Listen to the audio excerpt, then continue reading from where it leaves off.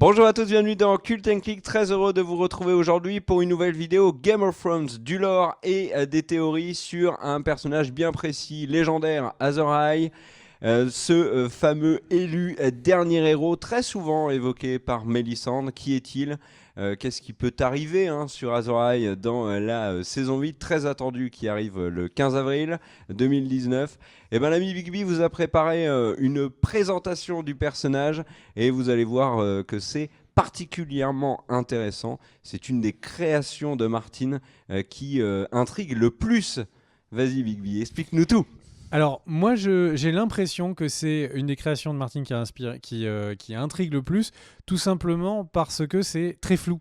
En fait, il y a beaucoup de personnes qui parlent de Azor Ahai, de l'élu, du dernier héros, et il y a beaucoup de conclusions qui sont un peu étranges ou erronées. Donc, on se disait que c'était pas mal de juste remettre les bases et de se dire qui est Azor Ahai, qui est donc ce fameux héros qui est censé peut-être incarner la solution contre les marcheurs blancs. En gros, Westeros et Essos, donc c'est les deux parties, les deux continents qui sont séparés. Donc du côté des Os, s'est développé ce mythe de Azor Ahai, de l'élu. En fait, qui est-il? Ce serait quelqu'un qui aurait combattu donc les ténèbres, et pour ça, en fait, il aurait essayé de construire, de forger une épée. Cette épée, donc en rouge, vous avez Essos, en blanc, vous avez Westeros. Et donc, en fait, il va forger une épée pendant 30 jours. Cette épée, et puis il la trempe dans l'eau, cette épée se brise. Il reforge une épée pendant 50 jours, et là, il trempe l'épée dans le cœur d'un lion, en se disant la force animale va s'ajouter, et non, l'épée se brise encore.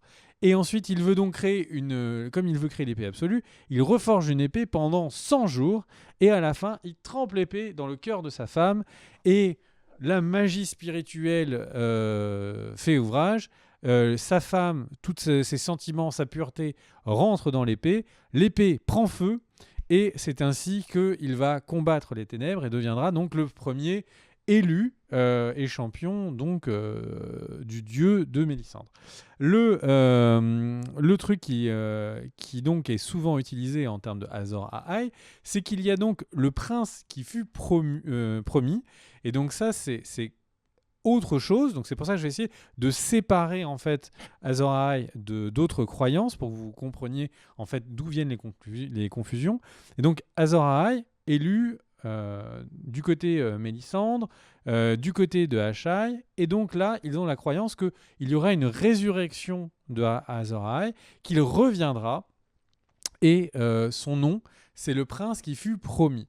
Et donc là ce prince qui fut promis, donc un des moyens de le reconnaître, c'est notamment qu'il a donc l'épée qui parfois est appelée Illumination, d'autres fois Lightbringer, et donc cette épée est censée donc montrer qu'il est de nouveau là, et qu'il est de nouveau là pour combattre la nuit et les ténèbres. Et Martin travaille ce personnage-là, enfin ce mythe-là, de cette manière-là. En fait, Azor Ahai, du côté d'Asshai, c'est... cet élu, ça s'appelle Azor Ahai.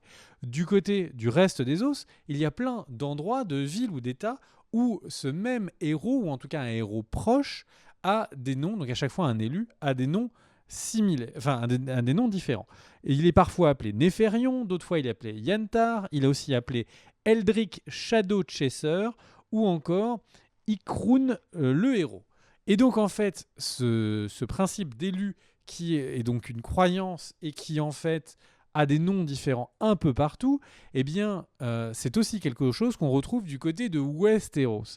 Donc là, du côté de Westeros, c'est donc là où on suit l'histoire, et en fait donc on se replonge dans la grande nuit, donc la longue nuit, qui est donc venu il y a plus de 8000 ans, qui est donc le moment où en fait donc la nuit s'abat, et il y a un hiver sans fin, c'est le conflit contre les marcheurs blancs, les humains se font botter gentiment les fesses, et ils sont obligés de repartir dans le sud de Westeros. Donc là, le dernier héros, en fait, est donc un héros qui va avec une épée de Valyrian Steel, ou en tout cas ce qu'on suppose être du Valyrian Steel, et il va essayer de monter au nord pour aller retrouver en fait un moyen de combattre les marcheurs blancs, moyen qui sera les enfants de la forêt, de faire un pacte avec les enfants de la forêt. Alors il y va pas tout seul, il y va lui et 12 autres acolytes, un cheval et un chien, Et en fait, ils vont rencontrer les enfants de la forêt et ils vont réussir à combattre les marcheurs blancs. En fait, donc ce dernier héros, qui est très ancré dans la culture de Westeros, en fait, il y a énormément de parallèles avec Azor Ahai. Et donc, on suppose que, en fait, tous ces personnages, toutes ces croyances, tous ces noms ne sont en fait qu'une seule qu'une seule et unique personne. Donc, du côté d'Ashai, il y avait la croyance dans un certain dieu qui a donné le nom d'un certain élu. Du côté de Westeros, c'est l'inverse, on parle du dernier héros et de ses acolytes, parce que ces acolytes seraient les premiers gardes noirs, ce seraient donc les premiers Night Watch. Et donc, en fait, chaque zone de Westeros ou des Os s'est donc mis avec ces mythes, en fait, à interpréter donc ce qui visiblement s'est passé. Et donc c'est à mon avis quelque chose que Samuel Tarly va découvrir, c'est que sans doute il regardera dans ses différents livres et il découvrira que souvent c'est un thème récurrent quand on en vient à discuter de comment est-ce que les ténèbres ou les marcheurs blancs ont été vaincus. Et donc si maintenant on va sur tout simplement qui sont les fameux prétendants à Azor Ahai, on peut du coup Kerr, tu nous parlais de Mélisandre. Alors elle a eu des égarements. Au début, elle pensait que c'était le frère de Baratheon, et puis ensuite elle s'est dit c'est Jon Snow. Alors forcément, le fait qu'il soit rené, ça aide. Mais en fait, elle se base comme d'autres prêtres rouges. Alors dans les livres, il y a un prêtre rouge qui s'appelle Benero, qui lui pense que c'est Daenerys. Et une des raisons, c'est que en fait, Azor Ahai, le prince qui fut promis, quand il le traduit dans les livres, en fait, c'est un terme qui n'est pas spécifique, qui n'est pas genre spécifique. C'est-à-dire qu'il peut autant parler d'un homme que d'une femme. Donc, du coup, pour eux, c'est une mauvaise interprétation que de penser que c'est quelqu'un d'autre que Daenerys. Et donc, dans une religion, les différents prêtres ont des points de vue différents. Et donc là, alors pour vous citer un peu le texte saint sur lequel il se base, il dit « Il y aura un jour, après un long été, quand une étoile saignera, quand il y aura un vent froid et que les ténèbres tomberont sur le monde, dans ce moment terrible, un guerrier pourra retirer une épée enflammée et qui s'appellera donc l'épée enflammée Lightbringer, cette épée rouge des héros, et Azor Ahai du coup réussira à faire disparaître les ténèbres. Alors évidemment, entre cette notion de tirer une épée rouge, donc plein de personnes ont dit c'est Dondarrion, c'est évidemment le seul qui a eu une épée enflammée, mais le truc, c'est que en fait les autres textes parlent donc d'étoiles sanglantes. Donc des gens disent oui, mais il y a un des chevaliers lors de la résurrection de Jon qui meurt pas loin, qui justement est dans les livres, on fait mention à lui comme une étoile, et donc une étoile qui aurait été ensanglantée parce qu'il a été tué.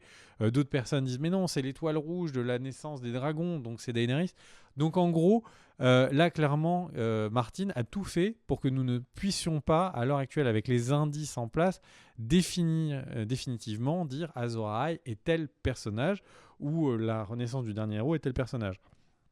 La question qu'on peut se poser même, c'est pourquoi il y aurait une renaissance de Azor Ahai. Est-ce que donc du coup le monde de Game of Thrones est un monde où il y a des résurrections?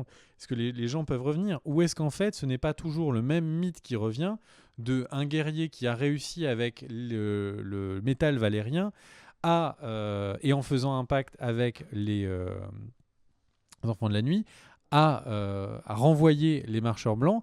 Et moi, c'est sur ça que je veux terminer. En fait, le grand mystère, c'est comment est-ce que les marcheurs blancs repartent.